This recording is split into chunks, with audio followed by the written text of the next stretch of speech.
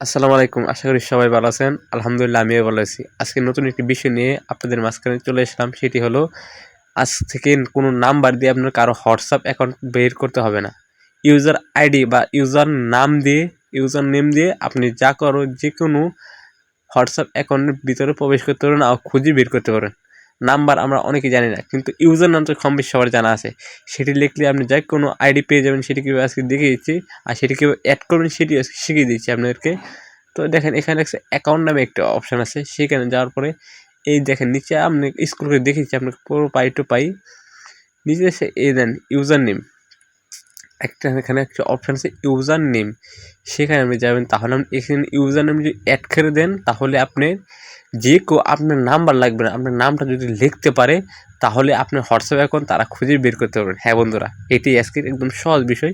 সেটি করার জন্য আপনি যেখানে উপরে লেখা আছে এখানে ইউজার নেম, এখানে আপনার মন মতো মানে যেই নামটা আপনার এই নামটা দেওয়ার সাথে একটি সংখ্যা দেবেন ১ ২। দেখেন এখানে নামটা নিচ্ছে না আমার, এর সাথে বলছে তারা একটি সংখ্যা ওকে ১ ২ কিংবা ৩ ৪ দিলেন, যে কোনো ২টি সংখ্যা দিলে হবে।